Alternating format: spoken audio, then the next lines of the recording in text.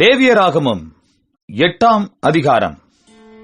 கர்த்தர் மோசேயை நோக்கி, நீ ஆரோனையும் அவன் குமாரரையும் வரவழைத்து வஸ்திரங்களையும் அபிஷேக தைலத்தையும் பாவ நிவாரண பலிக்கு ஒரு காளையையும் 2 ஆட்டுக்கடாக்களையும் ஒரு கூடையில் புளிப்பில்லா அப்பங்களையும் கொண்டு வந்து சபையை எல்லாம் ஆசரிப்பு கூடார வாசலுக்கு முன்பாக கூடிவரச் செய் என்றார். கர்த்தர் தனக்கு கட்டளையிட்டபடியே மோசே செய்தான். சபை ஆசரிப்பு கூடார வாசலுக்கு முன்பாக கூடின போது மோசே சபையை நோக்கி, செய்யும்படி கர்த்தர் கட்டளையிட்ட காரியம் இதுவே என்று சொல்லி, கர்த்தர் தனக்கு கட்டளையிட்டபடியே மோசே ஆரோனையும் அவன் குமாரரையும் வரவழைத்து அவர்களை ஜலத்தினால் ஸ்நானம் பண்ணுவித்து அவனுக்கு உள்ளங்கியை போட்டு இடைக்கச்சையை கட்டி மேலங்கியை உடுத்தி ஏபோத்தை தரித்து அதின்மேல் ஏபோத்தின் விசித்திரமான கச்சையை கட்டி அவனுக்கு மார்பதக்கத்தை அணிந்து மார்பதக்கத்திலே ஊரீம் தும்மீம் என்பவைகளையும் வைத்து அவன் தலையிலே பாகையை தரித்து பாகையின் மேல் அவன் நெற்றியிலே பரிசுத்த கிரீடம் என்னும் பொற்பட்டத்தை கட்டினான். பின்பு மோசே அபிஷேக தைலத்தை எடுத்து வாசஸ்தலத்தையும் அதிலுள்ள யாவற்றையும் அபிஷேகம் பண்ணி பரிசுத்தப்படுத்தி அதில் கொஞ்சம் எடுத்து பலிபீடத்தின் மேல் 7 தரம் தெளித்து பலிபீடத்தையும் அதன் சகல பணிமுட்டுகளையும் தொட்டியையும் அதன் பாதத்தையும் பரிசுத்தப்படுத்தும்படிக்கு அபிஷேகம் பண்ணி அபிஷேக தைலத்திலே கொஞ்சம் ஆரோனுடைய சிரசின் மேல் வார்த்து அவனை பரிசுத்தப்படுத்தும்படி அபிஷேகம் பண்ணினான். பின்பு மோசே கர்த்தர் தனக்கு கட்டளையிட்டபடியே ஆரோனின் குமாரரை வரவழைத்து அவர்களுக்கு அங்கிகளை உடுத்தி இடைக்கச்சைகளை கட்டி குல்லாக்களை தரித்து பாவ நிவாரண பலிக்கான காளையை கொண்டு வந்தான். அதனுடைய தலையின் மேல் ஆரோனும் அவன் குமாரரும் தங்கள் கைகளை வைத்தார்கள். அப்பொழுது அது கொல்லப்பட்டது. மோசே அதன் இரத்தத்தை எடுத்து தன் விரலினால் பலிபீடத்தின் கொம்புகளின் மேல் சுற்றிலும் பூசி பலிபீடத்திற்காக பிராயச்சித்தம் செய்து மற்ற இரத்தத்தை பலிபீடத்தின் அடியில் ஊற்றிவிட்டு அதின் மேல் பாவ நிவிர்த்தி செய்யும் பொருட்டு அதை பரிசுத்தப்படுத்தினான்.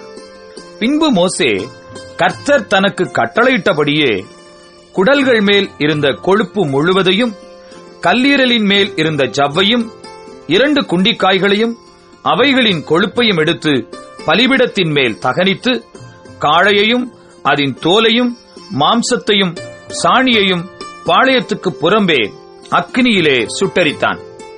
பின்பு அவன் சர்வாங்க தகன பலிக்கு ஆட்டுக்கடாவை கொண்டு வந்தான். அதன் தலையின் மேல் ஆரோனும் அவன் குமாரரும் தங்கள் கைகளை வைத்தார்கள். அப்பொழுது அது கொல்லப்பட்டது. மோசே அதன் இரத்தத்தை பலிபீடத்தின் மேல் சுற்றிலும் தெளித்தான். ஆட்டுக்கடா சந்து சந்தாக துண்டிக்கப்பட்டது. கர்த்தர் தனக்கு கட்டளையிட்டபடியே மோசே அதன் தலையையும் துண்டங்களையும் கொழுப்பையும் தகனித்தான். குடல்களையும் தொடைகளையும் தண்ணீரால் கழுவின பின் மோசே ஆட்டுக்கடா முழுவதையும் பலிபீடத்தின் மேல் கர்த்தருக்கு சுகந்த வாசனைக்கான சர்வாங்க தகன பலியாக தகனித்தான். பின்பு பிரதிஷ்டைப்படுத்துவதற்குரிய மற்ற ஆட்டுக்கடாவை கொண்டு வந்தான். அதன் தலையின் மேல் ஆரோனும் அவன் குமாரரும் தங்கள் கைகளை வைத்தார்கள். பின்பு அது கொல்லப்பட்டது.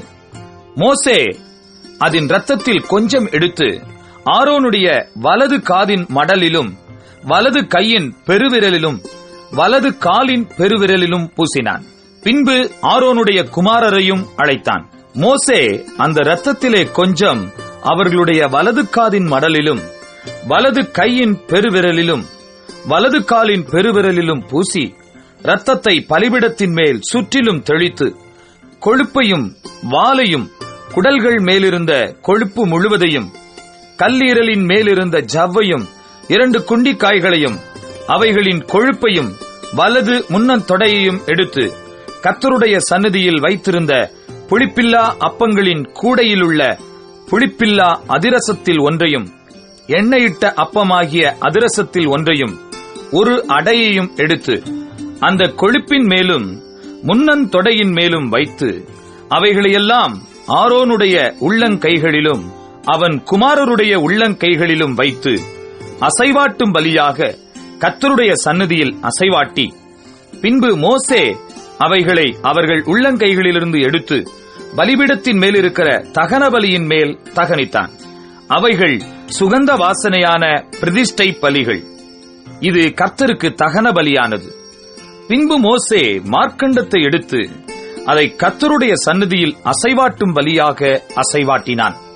கர்த்தர் மோசேக்கு கட்டளையிட்டபடியே பிரதிஷ்டையின் ஆட்டுக்கடாவிலே அது மோசேயின் பங்காயிற்று. மோசே அபிஷேக தைலத்திலும் பலிபீடத்தின் மேலிருந்த இரத்தத்திலும் கொஞ்சம் எடுத்து ஆரோன் மேலும் அவன் வஸ்திரங்கள் மேலும் அவன் குமாரர் மேலும் அவர்கள் வஸ்திரங்கள் மேலும் தெளித்து, ஆரோனையும் அவன் வஸ்திரங்களையும் அவன் குமாரரையும் அவன் குமாரரின் வஸ்திரங்களையும் பரிசுத்தப்படுத்தினான். பின்பு மோசே ஆரோனையும் அவன் குமாரரையும் நோக்கி, நீங்கள் அந்த மாம்சத்தை ஆசரிப்பு கூடார வாசலிலே வேவித்து ஆரோனும் அவன் குமாரரும் அதை புசிப்பார்களாக என்று கட்டளையிட்டிருக்கிறபடியே அங்கே அதையும் உங்கள் பிரதிஷ்டை பலிகளுள்ள கூடையில் இருக்கிற அப்பத்தையும் புசித்து, மாம்சத்திலும் அப்பத்திலும் மீதியானதை அக்கினியிலே சுட்டரித்து, பிரதிஷ்டையின் நாட்கள் நிறைவேறும் வரைக்கும் 7 நாள் ஆசரிப்பு கூடார வாசலை விட்டு புறப்படாதிருங்கள். 7 நாளளவும் நீங்கள் பிரதிஷ்டைப்படுத்தப்படுவீர்கள். இன்று செய்தது போல உங்கள் பாவ நிவிர்த்திக்காக இனிமேலும் செய்ய வேண்டும் என்று கர்த்தர் கட்டளையிட்டார். நீங்கள் சாகாதபடிக்கு 7 நாள் இரவும் பகலும் ஆசரிப்பு கூடார வாசலில் இருந்து கர்த்தருடைய காவலை காக்க கடவீர்கள். இப்படி நான் கற்பிக்கப்பட்டேன் என்றான். கர்த்தர் மோசேயை கொண்டு கட்டளையிட்ட எல்லா காரியங்களையும் ஆரோனும் அவன் குமாரரும் செய்தார்கள்.